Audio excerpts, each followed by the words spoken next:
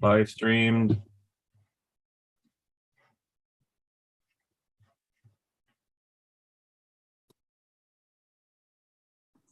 And test 1, 2, check 1, 2.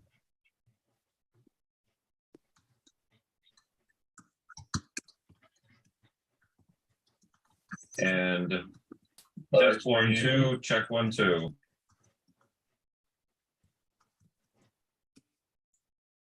We're all set. Welcome, folks, to the August. Start that again. You don't want to hear me on YouTube. All right, take 2. I'll cut that out in post-production. Hi, everybody. Welcome to the 2022 August 23rd Rider Oversight Committee meeting. Craig said that he's running a little late because of a work commitment. I'm Stefan Wunsch, co-chair of the ROC, along with Wig. Want to say hi, Wig? Wig Zamor, Somerville, ROC. And Len, want to introduce yourself? Oh, sure. Leonard Diggins, co-chair of the Capital Investment Finance Subcommittee. Live in East Arlington, pretty much ride the red line every day. Bradley, want to just say hi again? More of a microphone check than anything else. Hi, Bradley Putnam, CPPS. I rode the Green Line shuttle from Union Square to Government Center on Monday morning. It was slow, but it was a comfortable ride. I got there.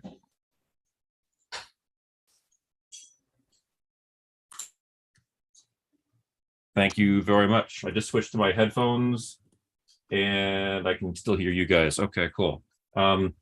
Len, and well, for folks, I apologize. I had a very sporadic amount of availability this past week to be looking at committee business. So Len, would you care to start us off? I'm assuming there's no public comments with limited people. For anybody watching the stream later at home, or if anyone does show up, I will put in the chat that this is going to be an abbreviated meeting. We normally expect to be taking August off, as most people have vacations, and there's typically not much going on in August, but of course this month is the huge exception to that with everything going on. Unless there's somebody, one of the 4 of us wants to make something under the auspices of public comment, so I think we can go right into major challenges, what we want to know and what we do know. Yeah. Well, what we do know, it is, at least from my point of view, it's not a whole lot. And so I'm trying to get a handle on what projects are being done, and that's pretty hard to come by. It's hard to get anyone to talk to us because everyone is busy doing stuff. So everyone's tapped out, and apparently I'm not the only one in that boat. So it's not like the ROC is being dissed. And I won't say that anyone's being dissed. Maybe that's not the right word to use, but information is just hard to come by. And so I think really this is going to be a matter of us coming up with the questions that we have and trying to find out who to contact to get answers to the questions, and we may not be able to reach them until in late September, sometime October. And that's with respect to the MBTA. We can also advance questions to the advisory board, and if we have legislative type questions, we certainly. I talked with John Garbely, who I had invited to attend this meeting, but then when it became apparent that I wasn't going to really be able or wanting to invite anyone else from other organizations, I contacted them today. Told them as much and said it probably wouldn't be the best use of your time, and if we have any questions that are related to the legislature, then I'll relay them to you. But and stop me whenever you want. I'm just going to say a few things more, but if you have questions or you're tired of listening to me, just stop and talk. No, it's fine. No, sure. any gestures that you saw from me just now was because my microphone had a glitch, which you might have seen pop up on the screen. Yeah. That was me, not you guys. But Yeah. if Okay. you can hear me and it's working okay, please keep going. Sure. So I was going to reach out to Transit Matters and T for Mass, but I found out that their big push was to get the T to do free fares for this period, and without saying whether or not that is something that we would agree to. It just wasn't really what I was wanting the focus of this meeting to be, and I was afraid that it would just become a conversation about that, and so that's why I didn't reach out to either or both of those groups to find out what they know, but also when talking, it became apparent that they probably don't know anything more than we do either. So in thinking about, well, how could we find out more just on our own? It came to me that, well, look in the CIP and see what you can find in the CIP. So I've been trying to go through that. There wasn't a whole lot that was for the Orange Line only in the CIP. It only amounted to like less than 200 billion. It was like 13 projects. There were some Red Line, Orange Line projects. It's just hard to figure out how to split that. And then there are system-wide projects that, of course, affect the Orange Line. It's not clear how to split that, or even find out which projects really affect the Orange Line or what they are doing on the Orange Line now with respect to those projects. So look, I know that they know what they're doing, or at least it's like I know they're doing something, and so I have no doubt that what they're doing is either high priority or what they can do in this amount of time, but we just don't know, and so with that, it's hard to say what to expect after this period, but I do find it curious that they say that they are accelerating some projects or some work more than 5 years. And so that makes me wonder, like, so what is in the universe that we don't see in the capital plan? Because the capital plan only goes out 5 years. And so what is it that they're looking at? Because it is that universe that I would like to see at times. I've said this repeatedly. It's like, I would like to see the universe from which you're selecting projects when you develop the CIP. And we got some glimpses into that universe. What was it, maybe 5-7 years ago? It was a not well organized universe. By that I mean when we saw the spreadsheets, and we actually did see spreadsheets, which was good. But there were lots of duplicates. It was just a really dirty spreadsheet, and I used that from the data cleaning point of view. It was more like if I was going to enter this into a database, it'd be like, it's a lot of work for me to kind of get this thing cleaned up. So that's what I mean by dirty. But nonetheless, it was there. So it's just questions like this. And look, it would be only if they had a lot of resources, people available, would I want to go, we got to get answers to this now, or please answer this now. I understand that they're busy. But still, once again, I'll just look back to, why don't we come up with questions that we will want to ask and then find out to whom we address them when people are available. And so that's all I have. I'll make one comment about what you were saying about the 5 year. Again, my mic's working okay, right? Yeah, I can hear you. Okay, cool. I thought it was likely not just a random year number that has been, I shouldn't say thrown around, but has been given as the amount of work that can be done in this 30-day shutdown period. I thought it was notable that they said 5 years worth of work. That number, I just have this visceral sense that they're saying 5 years worth of work because that is what's planned in the CIP for a 5 year period. I don't think it was coincidence that they're claiming 5 years of work. And so I think it given a lack of other more tangible information, I think it's entirely reasonable to say that what's in the CIP for Orange Line is what's being undertaken. We don't know if the goal is to undertake 100% of the 5-year CIP for Orange Line in this 30 days, but I think that's certainly the scope from which we can see what's being picked. Does that make sense? Yeah. Well, Right. maybe not. So the CIP is capital projects. It doesn't include operations and maintenance.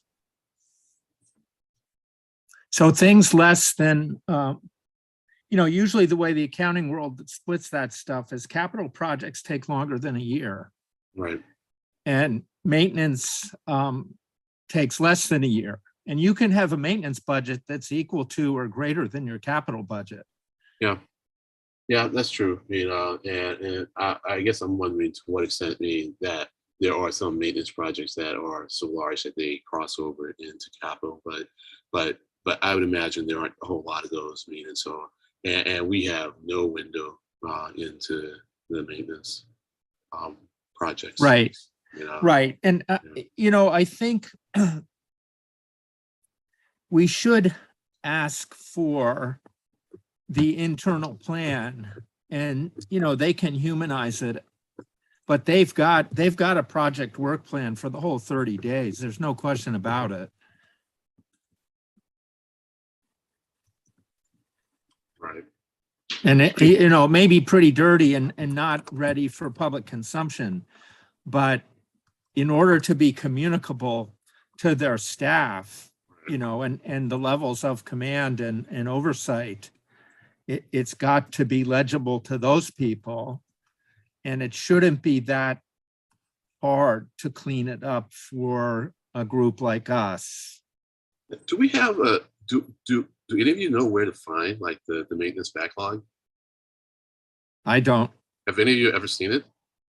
Nope. All right. I'm not sure if that's public. Well, I mean, I don't think Yeah. I've ever seen it that's public. interesting because I would think that we would have some way of seeing that information and the values associated with it, so that when they say we have like an X billion-dollar backlog, we can go, oh, okay, what do you do? Because here are the projects, or here's the items, and here's how they add up. So that becomes apparent. That's a gap in our knowledge. All right. So The other thing, Len, you are much more up to date on stuff that's happened in the last 10 years. But when I went to more than a decade of MPO meetings and dropped off once the Green Line was kind of on track. But typically, the MPO discussions about both the long range plan and the 5-year plan were focused on everything but transit, and typically the MBTA came in at the last minute with their project list. I don't know if that kind of difference in normal operating practice has persisted into this time when you're much more familiar with how it's working. they still come in towards the end, but they are coming in time for the draft. If I recall what happened in the last draft, they had their projects there. I'm just hesitating to think about what they were and how they. That's okay. You I just wanted to, dredge that up from my Yeah. experience long ago. Yeah, because I remember not the last LRTP, the one before that, we were waiting for insight from the MBTA. Last time, I don't recall that being the case, but I didn't recall what the format was. But the MBTA doesn't get a whole lot of funding from the MPO.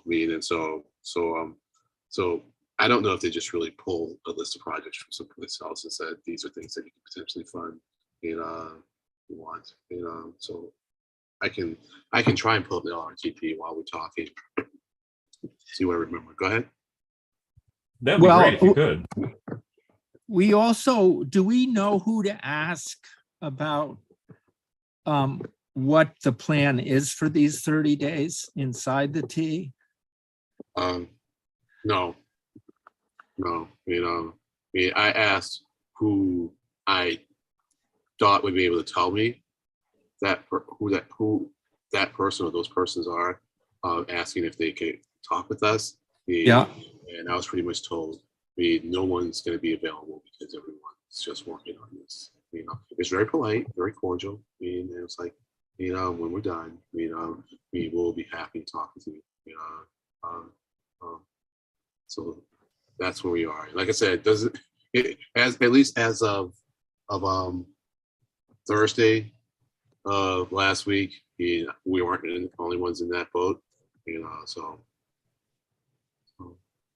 And I mean, I can very well imagine us being like at the bottom of the hierarchy, for lack of better words, in terms of information distribution. But we're not. Mind if I make a not too far out speculation? It would not be surprising to me if the agency was not outlining up front which specific either maintenance backlog projects or projects from the CIP that they're trying to undertake, because they with such a relative rapidity to kicking off this 30-day period, plus the green line for multiple weeks as well, I would not be surprised if they want the fluidity, they want the ability to ebb and flow through chunks of it without having someone I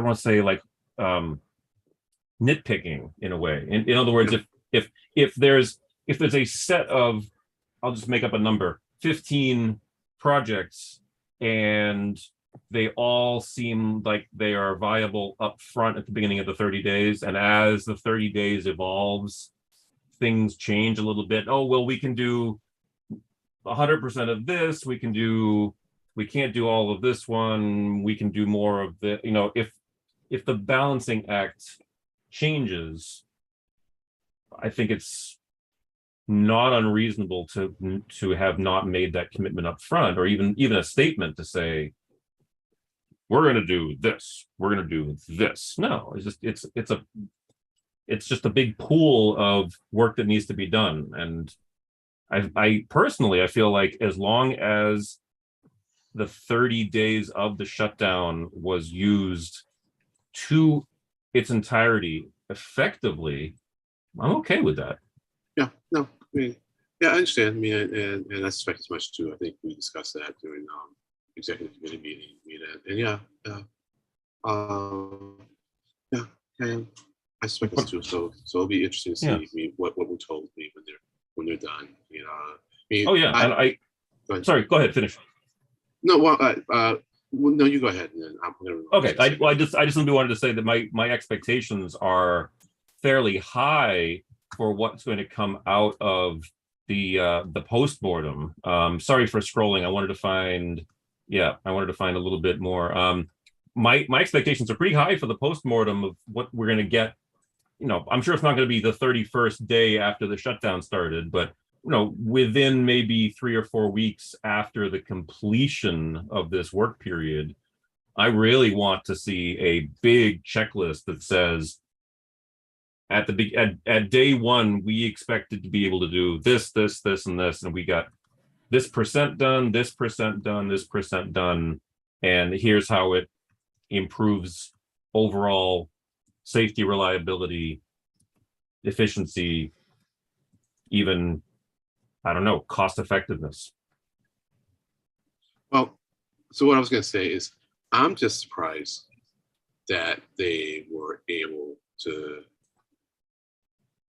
do this so quickly. It seems like you have to do a lot of staging for this, of equipment, materials, and people. And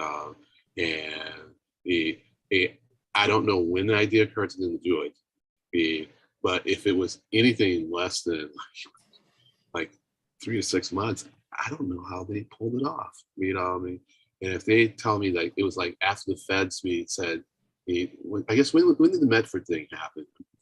The fire on the bridge. That was like 2 months ago, right? Maximum.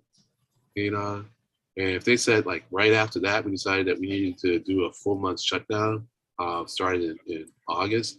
It's like, how did you pull that off? Like, how did you get everything you needed in order to pull that off? Just with the shuttle buses, and look, I know that these are different things, but they're pulling shuttle buses from pretty much up and down the eastern seaboard, and so I mean they pulled that together. And I would have said that would have been highly unlikely, with just the bus driver shortage that we're seeing, not only in transit but also I thought in the private sector,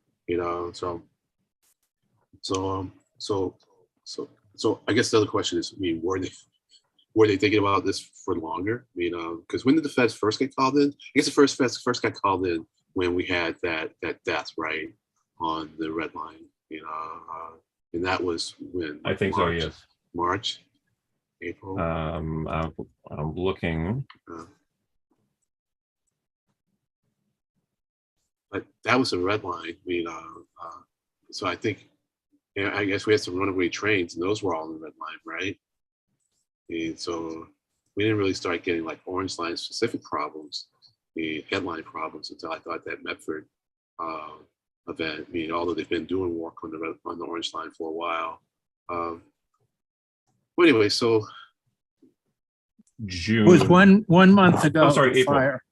Yeah, exactly. Yeah, almost exactly. I was about to say that. Yeah, April 10 was when the gentleman died on the red line. Yeah, so Right. April 10 was right. kickoff. Yeah, and I was about to point that out too, Wig. Thank you. The fire going over approaching Wellington was just about a month ago, almost Yep. exactly. So Right. the amount of resources that have come to bear on this shutdown project in 4 weeks. Yeah, I'm also not thinking that this was all put together in 4 weeks. I mean, the amount of shuttle buses that they've pulled.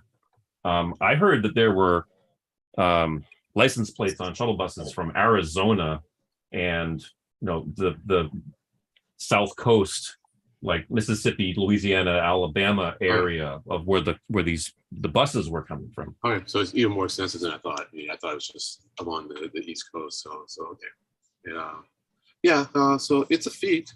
It's quite the feat. Mhm. It's and so, but yeah, I don't know.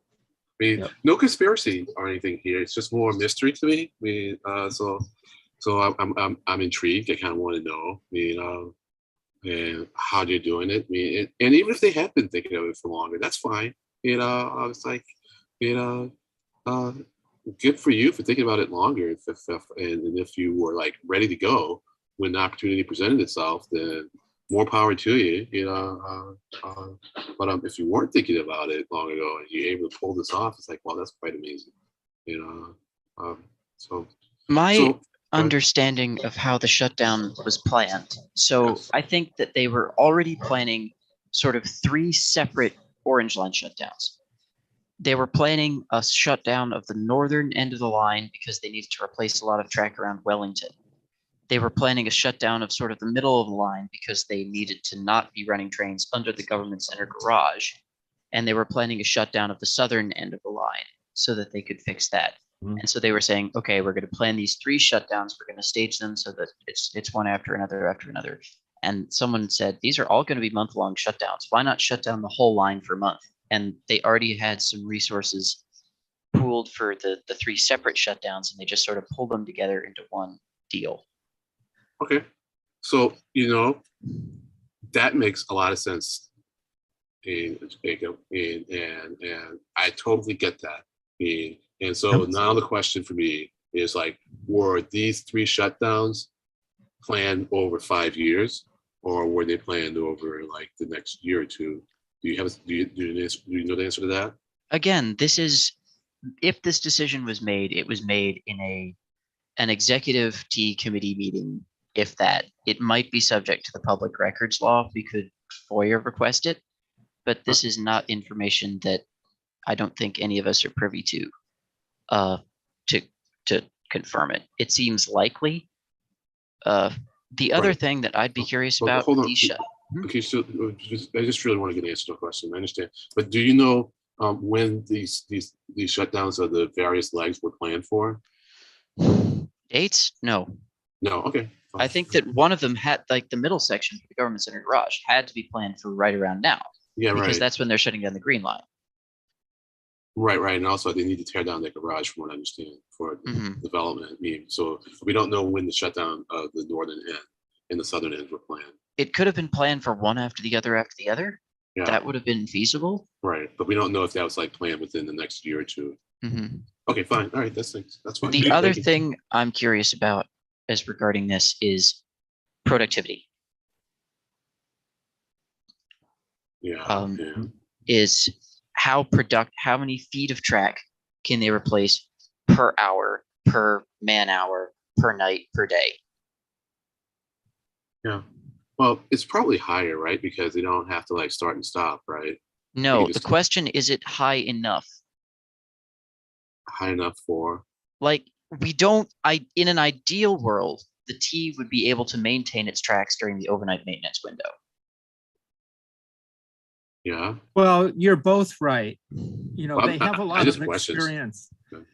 with the red line and some other projects that they've done in the last 10 years. But, you know, whether you would, it's logical to think that they would save efficiency by keeping it shut down. I mean, yeah, that's the thing. They gain efficiency. They don't have to stage and move work equipment in and out. And we've Right. talked to maintenance people. They'd like to add a couple of maintenance access points onto the lines. They could stage construction equipment easier and move things around better. The question is, are they doing it fast enough? Are we fixing track as fast as agencies in Europe or East Asia? Are we fixing track as fast as Toronto or Mexico City? You or New won't know York? for a couple weeks. No, but ideally these numbers go up. This is like the most critical number we have, because if we can't maintain track faster than it is breaking, that is bad, and we need to stop doing that. What's your point? I mean, so do we know if we're fixing track faster than it's breaking down? I mean, what I Is that think where the that backlog is? I think that yeah, that's why we have a backlog. But is that where the backlog is in the track replacement? A good amount of it is, yeah. So you've seen the backlog? Because if you have, you will be the only one in the group that has, and I want to know where you saw it, because I very much want to see it. So I'm not like trying to put you on the spot. I just want the information. If you have it, or if you know where to get it, please tell us.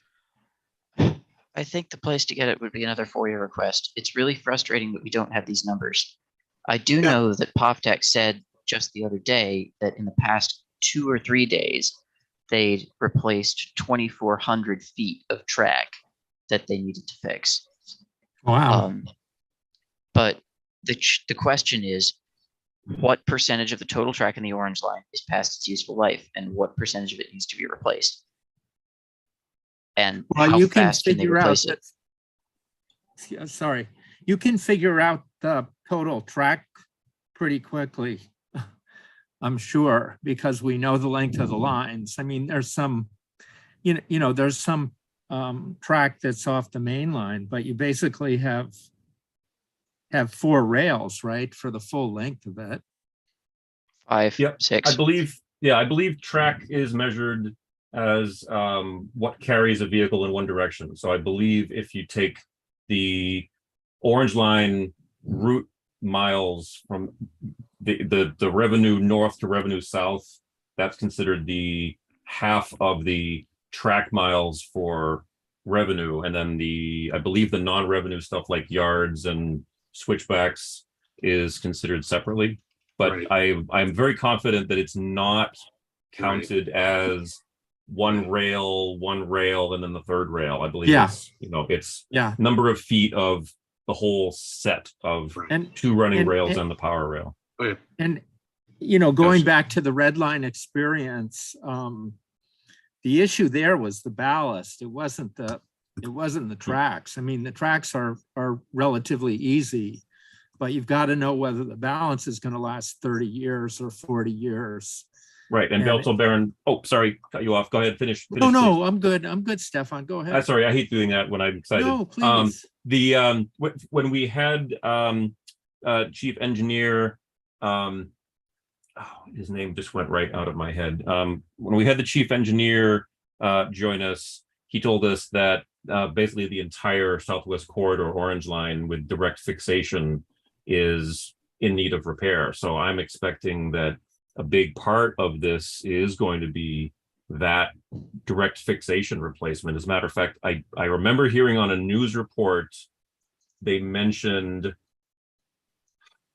so I can't remember the exact expression, but it was to the effect of Forest Hills to Back Bay, the track substructure. And as soon as I heard that, I thought, right, Eric Studoff. Eric Studoff, chief engineer for the MBTA, was telling us about the direct fixation. I believe it's got to be on their hit list for this. It is. But Len, to your question earlier, the T had been planning a shutdown of Wellington Grove for the month of August, and they had publicized that earlier in the summer. And I do not know if they had already planned dates for shutting down other portions of the line. But as you also know, the government center garage work is ongoing, and there had to be some emergency shutdowns earlier this year. I don't know if there was a planned shutdown for downtown, but I know there was the plan for the Wellington to Grove shutdown. Well, I And think that got postponed and folded into this entire line shutdown that began a couple weeks later than the northern portion had been planned for. right. I think that they had to plan for the government center section shut down pretty soon because they need to bring that garage down soon. And so I think that was going to happen in the near frame too. And so now, I mean, because I'm really trying to answer questions like what is the 5 years worth of work thing that they are accelerating, and so. Yeah, and I believe shutting down the Green Line, since they needed to shut down for the government center garage, shutting down the Green Line gave an opportunity to do additional work on the Leechmere Viaduct that they maybe might not have otherwise shut down to do. Right. Well, so that was the plan work. I thought they were doing some plan work on the Union Station spur. That was. I think there's that as well. You think it's there that way? I think Okay. there are multiple Green Line projects that they're attending to in addition Right. to whichever Orange Line projects. Right. For what it's worth, I'm trying to look up the project ID for the Southwest Corridor track replacement. I know the project ID is in the CIP. It's P0139, Orange Line Southwest Corridor track replacement, and that's pretty explicit. Southwest Corridor track replacement, and I can't find any details on that P0139 other than lots of different mentions in CIP going back years and years. I get the impression from just that fact alone that just a particular project ID has been around in various CIP for years and years. Probably is the indicator that we think it is, that it's been put off because of the impact that it would have. Eric Studoff told us that it really would require a whole shutdown. And as Jacob was just saying, that was planned.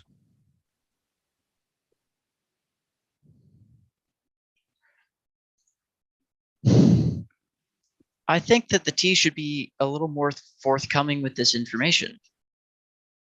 Like, yeah, if it's going to be pretty embarrassing if they've been aware that the Orange Line sucks for years and haven't been telling people about it. But can we trust that they're doing good work, or that they will do good work in the future if they won't tell us what the work they're doing is? Yeah, they're saying that they're doing 5 years worth of work, but is it 5 years worth of work at a reasonable pace, or 5 years worth of work at the pace they were going?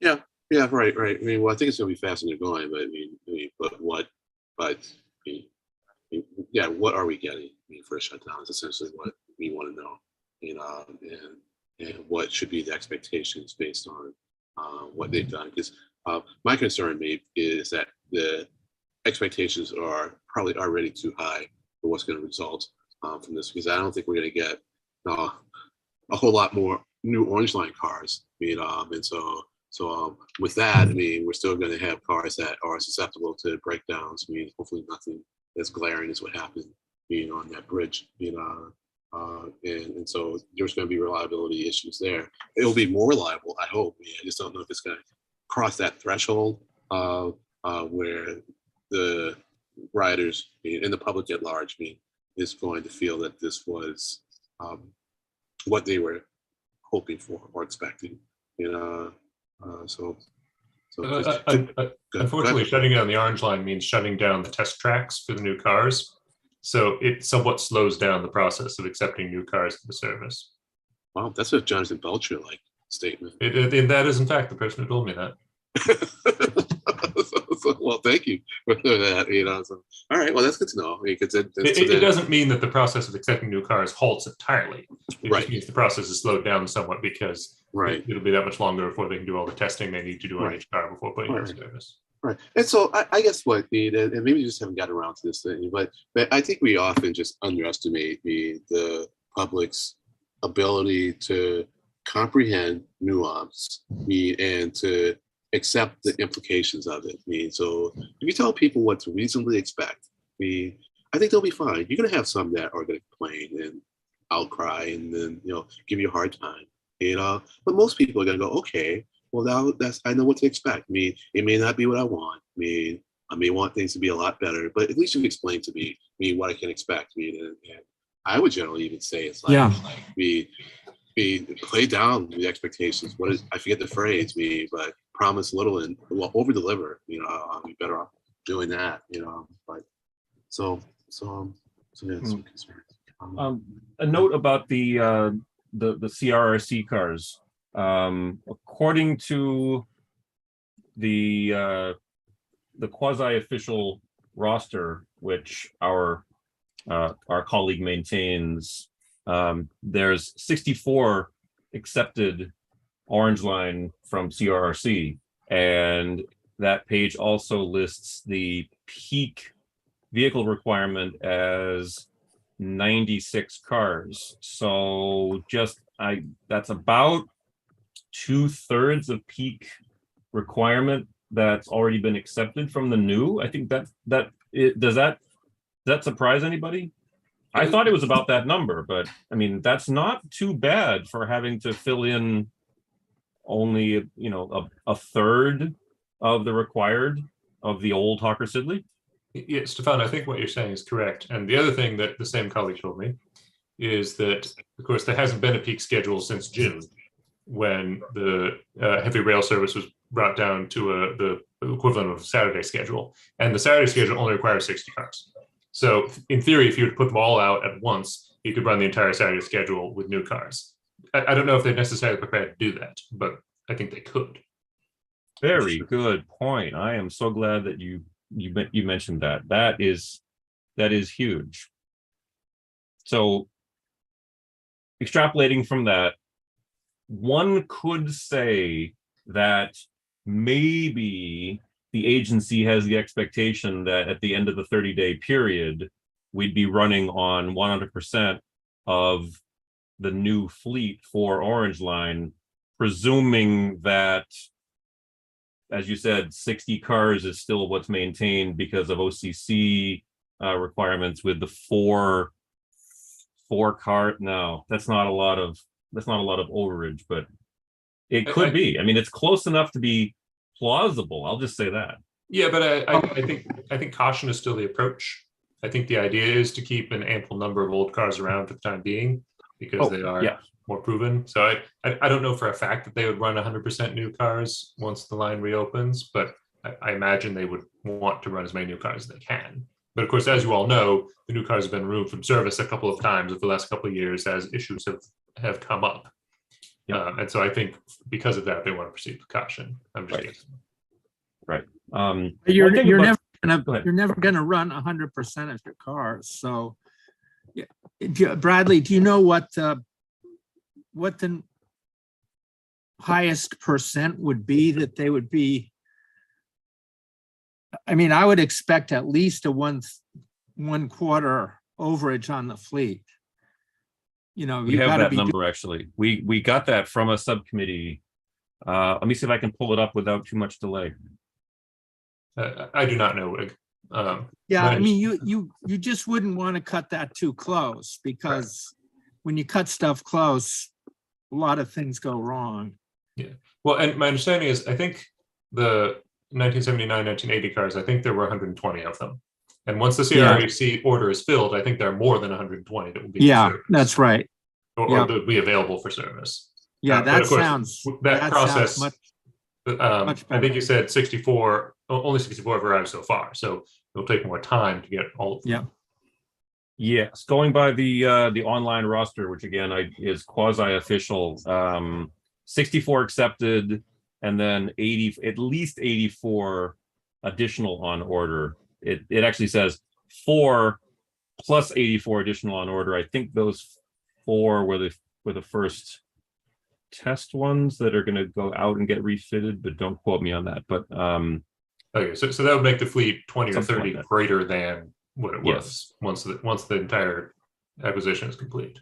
yes, and I don't want to waste anyone's time waiting for me, but I am trying to find my notes.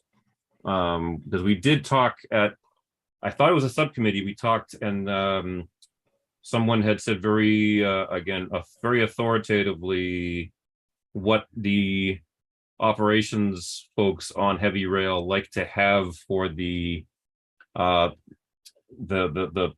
of service buffer. But let's not, don't wait on that. So I was looking at the LRTP for transit, and it's everything related to transit is conceptual, so there was like no solid MBTA plans out of the LRTP. I mean, good ones. Some of them coming out of the focus, the big ideas, the Focus 40. It's good to check that out again. Yeah, Len, can I ask you a favor? Sure. If you're looking at it right now, could you put the link into the Zoom chat? Oh, I thought you might ask me that. I'm looking at that on another computer. Oh, that's okay. Yeah. What I'll do is I'll mail it to you, or mail That's fine. I can do it. I figured out how to do it. I'll get it to you in like 5 minutes. It's just a nice to have, just for Sure. for reference for anybody who watches Sure. it later. So they'll be able to pull up. Oh, how are you gonna make it available to someone who watches later? I'm just curious. Oh, because I try to put all the links that either all the documents that we show, like what's on my screen right now. Mhm. I've already put that into the YouTube chat. I got you. So then it's available that way. Gotcha. Yep. Yeah, it's a way of Gotcha. ensuring a little bit of That's cool. posterity for the documents. Yep. Just- I wanted to ask one quick thing about the track replacement. I have not heard anything said about track being replaced as a requirement for running the new CRRC cars at speed. I'm thinking back to when the Type 8 Green Line cars were first out, and there was the great debacle with, in particular, the center trucks on the Type 8s that were coming off, I don't want to say left and right, but they were derailing, particularly the center trucks, far too often, and there was a lot of finger pointing, and it came back to an issue that was about the rail profile, the profile of the top of the railhead and the T ended up doing a lot of grinding throughout the Green Line system to profile the top of the rails so that the Type 8s would stay on. Again, that was all Green Line Type 8. I have not heard anything to do with either CRRC or anybody from the MBTA saying, oh, we've got to get all this track replaced on the Orange Line in order to have the new fleet be safe or stay on. I haven't heard that. I'm just wondering if anybody else has. It might be completely unrelated. Just curious.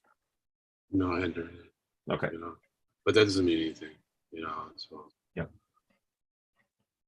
Yeah, I mean, certainly a slow zone indicates, again, you guys correct me if I'm wrong, a slow zone, the vast majority of the time indicates a track infrastructure issue. I mean, it could be a signal issue, it could be a track fixation, it could be track, the rail quality, but I believe I don't know if it's 100%, but I think it's probably pretty close to 100%. A slow zone means right of way infrastructure issues. What And else would it be? That's where I'm kind of drawing a blank. Okay, all right. Right. Yeah, I guess. I mean, only I guess the only thing I can think of is, if there's a work crew, yeah, that if there's- or if there's Right. a project going on and somebody's working adjacent to the right of way, then you'd have a slow zone, but that's very human factored, not infrastructure. But that's Right. probably pretty rare. well, it might be also. I mean, maybe if there's so did they slow things down when there was that partial collapse over the Green Line? I mean, I know like for a while it shut down. I mean, we had to collapse, but then when they reopened it, I mean, was it slow? So I'm just kind of wondering, like, could you have like some incident being adjacent to it, where it's not tracked, but then you're feeling, well, we don't want to disturb, something being attached to this, so we're going to go slower. So that I'm Yeah, just trying to come up. you Just trying to come. Go ahead. You definitely could have that. Right. It's hard to tell where the weaknesses are, right? I mean, you could have weaknesses in the trains, you could have weaknesses in the infrastructure that supports the train, or you could have weaknesses like the one you just mentioned. That garage construction probably has very little to do with the T. I mean, the T would have had to have somebody look at the structure for vetting, but the T didn't build that garage. It was City of Boston. Someone was trying to say though that the supports were the T's responsibility, right? I mean, when the columns, someone was trying to. I think they were trying to. Honestly, it does. Which was there first? Was the Orange Line there before the garage, or the garage there first? I would believe imagine.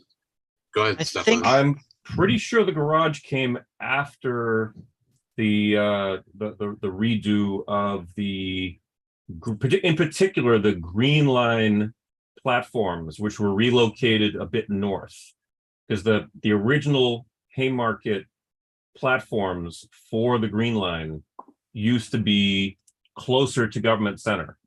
And I believe that was done, that shift of the platforms to where they are today was done a little bit after the Government Center rebuild, which also got Court Street closed down, and they took out the loop down to Adams, which was a one-way. That was about early 1960s, before City Hall was built. So I believe it was something to the effect of Government Center track reconstruction, City Hall went up, and then a little while after that, the Government Center parking garage went up. I believe it was Government Center parking garage was in effect trying to feed people into the Government Center area with the new City Hall as that So focal point. I mean, my expectation is that all of the built structures were part of Loeb's accessing federal redevelopment money. So it will I don't know what the sequence of the transit construction versus the Boston City Hall area redevelopment construction was. That garage was definitely connected with Loeb, not the T. Keep in mind that the Haymarket North Orange Line reconstruction may have postdated the garage construction. Yeah, it would just be the Oh, timing. yes, definitely. Oh, yeah, yeah. But the, when the Everett, when Sullivan Everett, was taken down from the elevated and put underground, when the underground went live, I think it was 1978. Yes, but that was a hook that was made from the old track to the new track after Haymarket. So in other words, up to Haymarket, the orange line right of way was unchanged by the 1978 switch to the tunnel under the Charles coming back up at Community College. Does that make sense? Mm-hmm. Yeah, I'm just thinking it's, Fred Salvucci would know all this. Yep. Boston City culture. Hall probably has no memory of it. I mean, the personnel has turned over too much. Yeah. Well, anyway, that's what I was just saying was a very long-winded way of saying I'm pretty confident that the only transit and parking garage relationship was the green line to it. Also, the green line is just under the surface. There's only about 4 or 5 feet from the street level to the top of the green line roof and most of the cut and cover tunnel areas. Is there anything, I've got to probably scoot out of here in just about 10 or so minutes. Is there anything else important that is on the agenda for today? No. So just coming up with questions that we can ask. Just saw there's an article in the Harvard Gazette. As transit leaders implement unprecedented shutdown, Kennedy School analysts offers some advice: stop fussing around the margins and think big. So think big for us, Jacob. We're counting on your generation. Working on it. I think part of the questions I have is like, I'd love to think I'd love to think I'd get an honest response, but I love asking, as you know, I love asking people what's one piece of concrete and one piece of like legislation or software that would make your job easier. Mhm. So I'd love to talk to some of the poor people, like the rail repair forepersons and supervisors and just sort of ground level people on the ground fixing these trails, and ask them what they need. Like, Right. do you need better safety practices? Do you need more experienced employees? Do you need more warm bodies? Do you need more mechanized stuff? Do you need more support? What do you need? Yeah, I hear you. And maybe Carney would be the person to talk to because it's good to talk to the persons where the systems are broken now. Or at least they are widely known to be broken. But I think there are other parts of the system that are struggling. It'd be nice to get some insights from them. Go ahead. Transit Matters is showing that the red line has slowed down by over 10 minutes in the past month as they've surged rail repair resources onto the orange line. Right. Like, they don't have enough people, or the people that they have aren't productive enough. Well, that would explain then where the people are coming from, because I was like, where are the people coming from? So if they're pulling them from other parts of the system to work on the orange line, that explains that. Yeah, that's why also progress on the green line extension has slowed down, because they're shoving people. I think they might be re-rolling some of the GLX contractors as well. That If explains just that. if just onto the green line portions of this.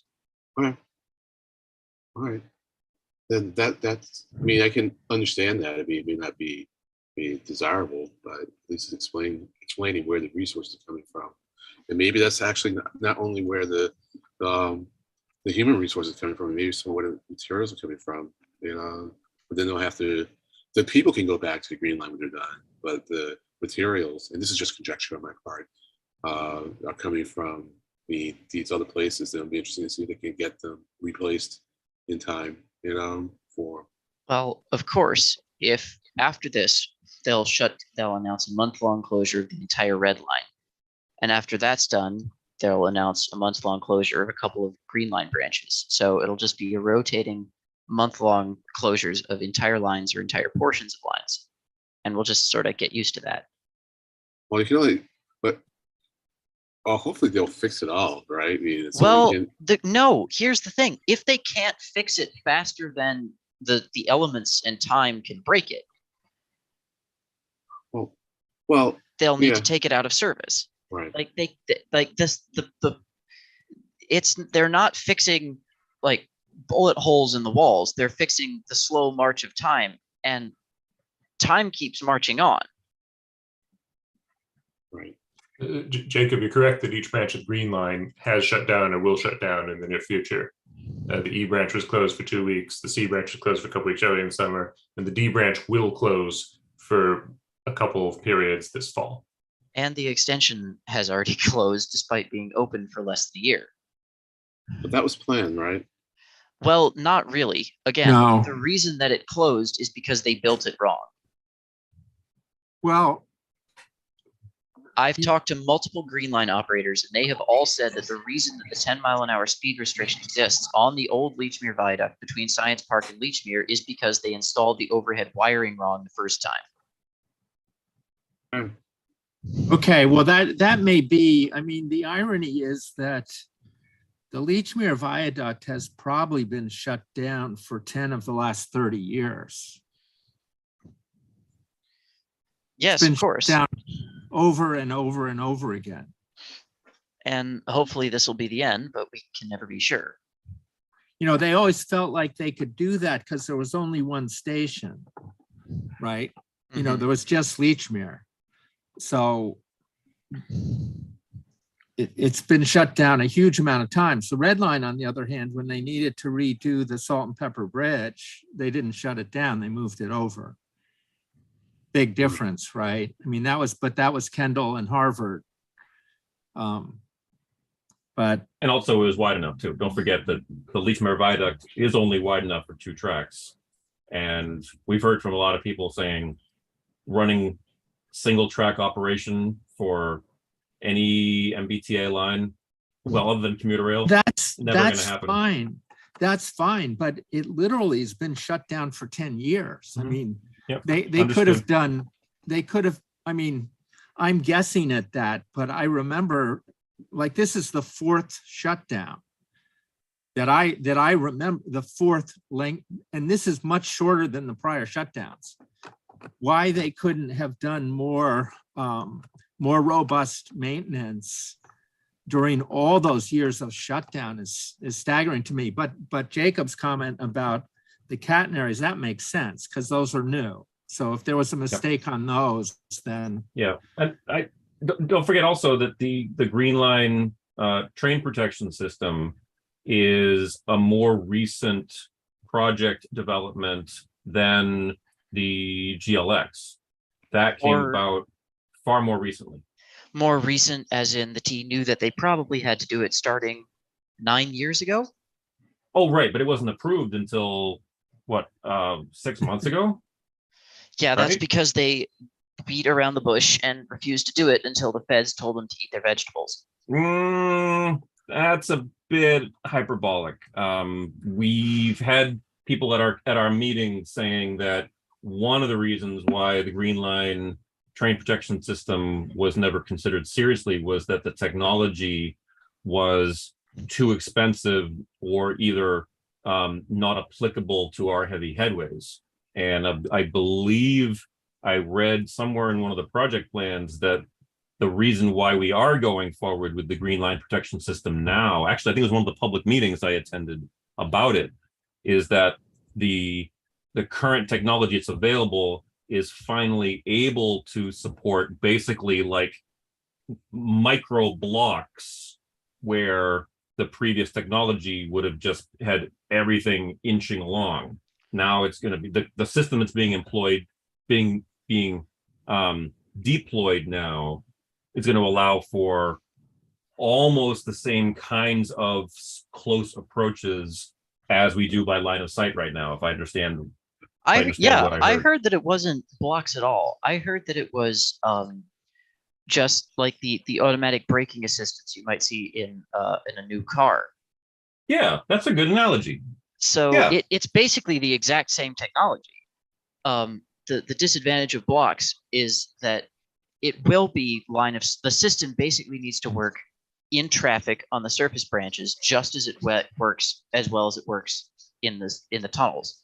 Mhm. Because then you have this issue that a lot of modern railways and urban railways have, where you have to have a sort of sign off and a switch between the sort of old signaling or the line of sight on the surface branches and the new automatic signaling in the tunnel. That's one of the things that delayed Crossrail, and that's one of the things that's really screwing up the San Francisco Muni Metro subway, because they have the sort of automated signaling. And like, as a software engineer, I think you can tell, you know, like, if software is 99.9% reliable, that means 1 out of every 1,000 train rides it'll break. And if you're running 1,000 trains a day, that means 1 15-minute malfunction a day.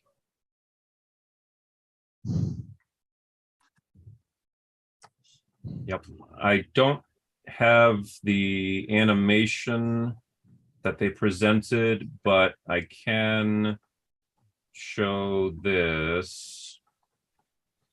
This is, they showed this with an animation, but you see these little black dots on here?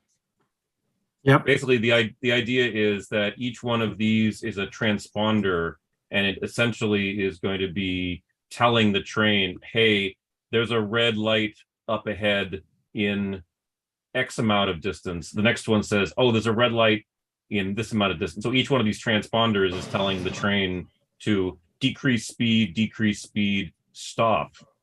Yep. And there's also it's, I don't know where it says it, but there's also a radar component to it, which does the distance between trains as well. And that's actually being outfitted. That's part of what gets outfitted on the train. So again, my understanding is this is being done now because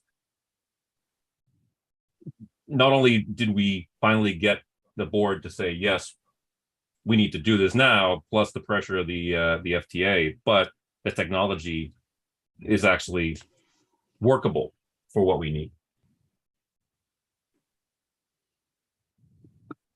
Sorry, I think I may have been belaboring the point about the green line protection, but it's, you know, if I understand it right, that's the primary work being done from Lechmere to Medford and from Lechmere to Union Square is the green line protection. I don't believe there's anything that's being done that warranted the closure other than the catenary. I believe it's the catenary issue from Science Park to maybe North Station, Science Park, Lechmere. But I am pretty confident that from Lechmere to the end of both branches, the shutdown is almost entirely for the green line protection in an accelerated fashion. I think that the MBTA has to be earning a new record for shutting down a branch that it's for maintenance that it hasn't even opened yet. I think that's somewhat amusing. If slightly inaccurate, it's a good joke. It is a good joke. Yeah. The last estimated date I heard for opening to Medford was November, but I think that did account for the green line train protection being installed. Because obviously it wasn't going to be open, so you know there's no need to shut it down. I think the shutdown is tied to the catenary plus wanting to get the protection system on the Union Square branch, which was already open. So they just said, Yeah. you know what, we'll just shut it down because we got to do the catenary, and there's no way to turn a train properly at Science Park. Plus, they get the advantage of being able to put in the green line protection system at North Station, which has the crossover in the yard, which makes the signal integration right there so much more complicated. And then Same thing with Government Center, although Right. trains are turning in Government Center, but there's a lot of complexity with the Brattle Loop and with the trains coming off of Haymarket to get into Government Center. I mean, Yep. I predict there's going to be some weekend shutdowns for the Green Line protection system at Government Center and Park Street, but I expect that's going to be just, a weekend here or there. If I'm right, and we find out in a couple months that indeed this Green Line shutdown was for catenary and for the Green Line protection, I'll pat myself on the back a little bit. Well, the Globe has been running a lot of articles, like today, and it's even hard to keep up with it. Yeah. But I doubt they have the expertise of this group, let alone the top people inside the T. So, we'll see. We'll see. I mean, some of you would know much better than I, but I think the Globe is making a really hard effort to cover the consumer side, the rider side of this, and how it's working for them. But I don't know that they have a lot of great access to technical insights. Yeah, I'll go with that. The media coverage I watch is primarily on WCVB Channel 5 and then WBZ Radio AM. Yeah. And they have, similarly to what you just said, been doing a primary focus on the rider experience. Yeah. And I think that's fair. Yeah. I think in it's lieu of fine. any concrete information. Sorry, go ahead. I also think, though, that there are a lot of experts in this region that don't work at the T, but are, most of us are interested. I think most of you are more technically astute than I am at these things. But there's a lot of people with some technical expertise around here who don't work directly at the T. I don't know if we have access to them, but I think there's going to be a lot of, I guess I wish that they were acting collectively right now to do what we're trying to do, which is to get our arms around what's happening. The question is not so much can we get access to them, but can they get access to the data that we don't have? Yeah, but also I'm asking, and you may know the answer to this, whether they already are in good enough communication with each other. They must know who each other are, right? But whether they put their heads together periodically or not, I have no way of knowing. I would like to think that people in the agency know who's doing what, but I'm not. Yeah, and optimistic I'm as not you. talking. Sorry, Stefan. I'm not talking in the agency. I'm talking. There must be 24, maybe more, experts at Boston Transit that have no inside that aren't part of the T. Sorry. That's okay. Yeah, that's a very good point. And some of the most committed and some of the most outspoken folks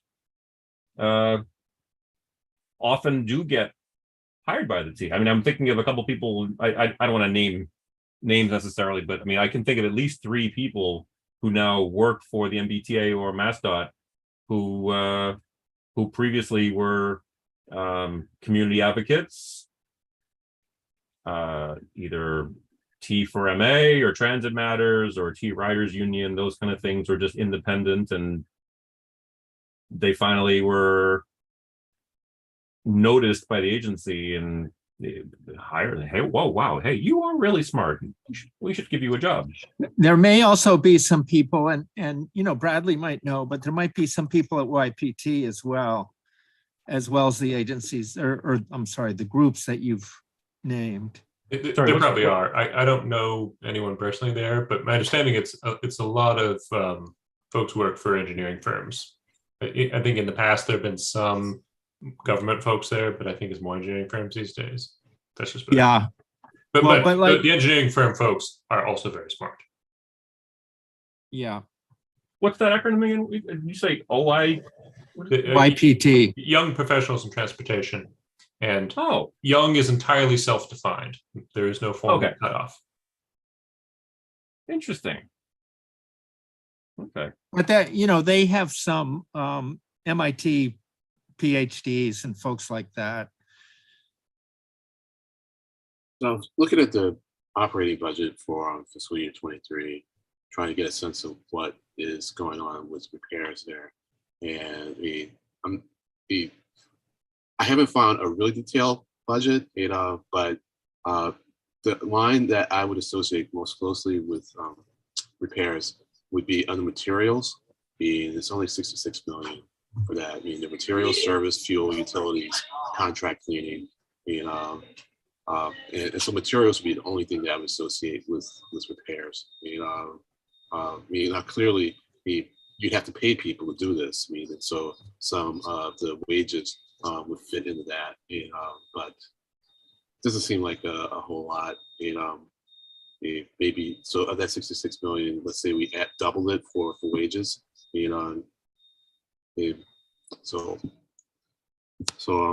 So then if you multiply that maybe by 5 years, we would get to, let's say if we did 200, I guess that's getting you close to $1 billion. So maybe that is what's going on. Maybe so. Thanks, Len. Thank Yeah, you. sure. I wanted to share an aside that you guys, I think, would appreciate. Last week, I was driving back from visiting family in Maine, and I was driving on I-495 in Haverhill, and there was a highway variable message sign warning people that the Orange Line would be closing starting this week in Haverhill. I don't know how many people travel from Haverhill to Malden to get on the Orange Line, but I thought it was a nice sign of. I think at MassDOT's done a good job of getting the word out that this would be an issue and it would affect transportation in the whole region. Right. Yep. I think it's Jamie Tesler to thank for the coordination between the MBTA and MassDOT. I mean, I've been following Jonathan Gulliver, who's the MassDOT highway head ever since he got hired.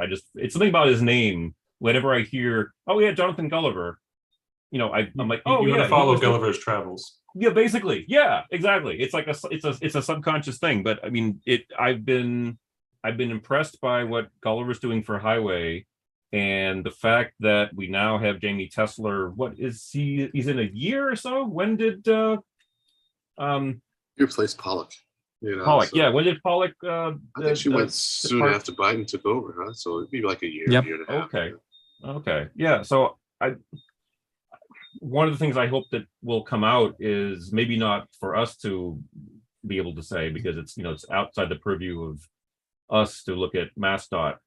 I mean, maybe we can, but I hope somebody, at least in the media, like the Globe or BUR or whatever, will do an analysis from Baker to Tesler to Jonathan Gulliver and Poftak, and analyze, do a postmortem of their interactions and their.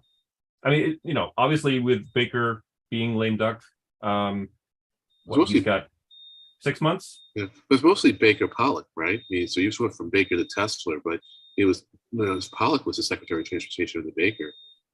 Well, I'm just thinking of this. I don't know if you want to call it a success so much as this emphasis in the last 4 or 5 months is under Tesler. Right. I got you. Understand. Well, Yeah, and certainly the coordination between MassDOT and Mass Highway and MBTA. I don't think we've seen that before. I mean, of course, we've never had a shutdown of this scale before. So, right. Desperate times, desperate measures. Yeah. Well, no, the agencies work together. I mean, I see a lot of cooperation on the MPO, across MassDOT, MBTA, Boston. The folks know each other. They trust each other. I think they all work very well together. And I'm sure there are disagreements, but but I sense just a real deep respect, amongst all the people for each other. So so I'm not surprised at the level of cooperation. They're smart too, and in their experience, they know the system. So I have a lot of confidence that they're doing the best they can. With what they have. So so but I guess a little bit of an aside that I'll mention, related to Baker. So I don't know if you've seen like a little clip. I think it's from Channel 5, where they talk about how they cover the news. And then the other guys with a microphone in front of Baker's face, saying like, "What about the mess at the tea?" So the Baker said, "Well, first, the tea is not a mess." And I just wanted to say, yeah, and that's what we're telling you back in 2015 when you're like giving the tea a hard time because it's no begetting, it's like, so it's like, yeah, you just try running anything under 100 inches of snow. It's like, it's got problems, but so it's just interesting to hear them. And it's like, and it's like, yeah, it's interesting. That's all. Before I forget, at the risk of belaboring the point, which I often do, I just pulled up something that caught my eye, and it has to do with the green line protection. Just wanted to call this out to you guys. This is the most recent monthly update for the green line protection installation project. And I noticed that there's the mention of surge 5 times in this document, and it was talking about the scheduled surges in June and July. There was some shutdowns and installation was proceeding. C branch surge, that was when that was shut down and bust. But I just noticed this. Look ahead for August. Pilot signals during August surge. The E-branch was closed for the last 2 weeks. It just reopened last weekend. Oh, is that? Oh, okay. I was wondering if they were already thinking of doing more than just the E branch. Okay. Well, and you So see the this next is what line that there will be closures coming on the D branch this fall. Okay. I got it. All right. Yeah. Well, I'll be following that. I mean,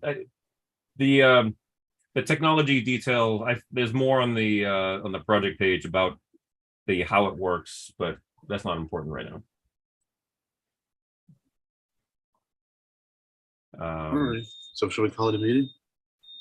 I think so. Yeah, I personally haven't had any external meetings, as we would call them, and the new business is what we've been discussing for the last hour and 20 minutes.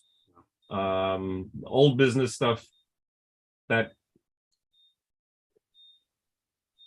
just doesn't take priority given what's going on. Right. Yep. As a matter of fact, I don't even think there was any old business to cover before we get into subcommittees in a couple of weeks. Right. Right. Oh, plummeting blood sugar. I have another meeting at 7 o'clock. So Okay. Yeah, we can wrap it up. I will make a motion to adjourn. Second. Thank you. Thanks for joining us, guys. Take care. Bradley, Enjoy the rest of thanks. your summer. Thank you, Wig and Len. Bye-bye. Take care.